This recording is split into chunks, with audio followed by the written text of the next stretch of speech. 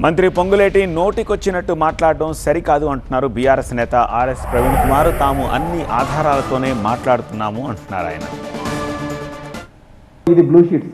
ఆ blue sheets మీద రాస్తున్నది ఏంటి? కోహినూర్ గ్రూప్. మొదటి కోహినూర్ గ్రూప్ పోయింది. దాని పక్కనే మళ్ళీ బోర్డు, కొత్త బోర్డు వచ్చింది. ఈ బోర్డు మీద ఏముంది? Mega engineering and infrastructures limited and Shilpa infra. దాని పక్కనే మళ్ళీ కోహినూర్ గ్రూప్ డెవలప్మెంట్.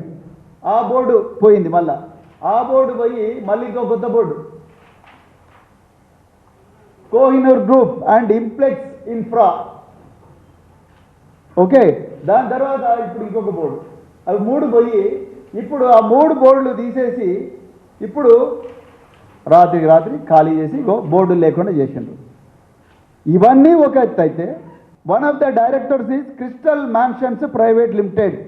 ఆ crystal mansions private లిమిటెడ్లో one of the directors is Ponguleti Harsha Reddy.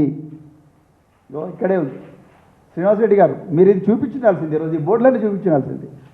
మీరు ఎందుకు చూపించలేదు? ఈరోజు ప్రెస్ కాన్ఫరెన్స్లో రాఘవ రాఘవ రాఘవ అంటున్న ఆ రాఘవ సంస్థకు, అది భూమితో రియాల్టర్ సంస్థకు మీరు అధిపతిగా ఉన్నప్పుడు మీరు అసలు రెవెన్యూ మినిస్ట్రీ తీసుకోవడమే తప్పు.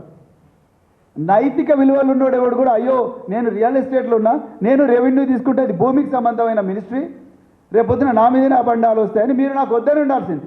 మీరు అందరికన్నా ముందర రెవెన్యూ మినిస్ట్రీ మీరే తీసుకున్నారు. దాంతోపాటు సమాచార పౌర సంబంధాల శాఖ తీసుకున్నారు.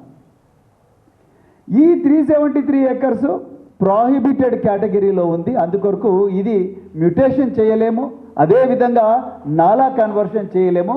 ఇది ప్రభుత్వానికి చెందిన భూమి, అందుకొరకే దీన్ని ప్రాహిబిషన్ కేటగిరీలో పెట్టారు. కానీ మీరు ఈరోజు ఒక మాట అన్నారు, అసలు మీరే అంతా చేసిండండి. నిజంగా ఈ భూమిని కాపాడిందే BRS party. For your kind information, ఈ భూమిని ప్రాహిబిటెడ్ కేటగిరీలో పెట్టిందే బీఆర్ఎస్ పార్టీ.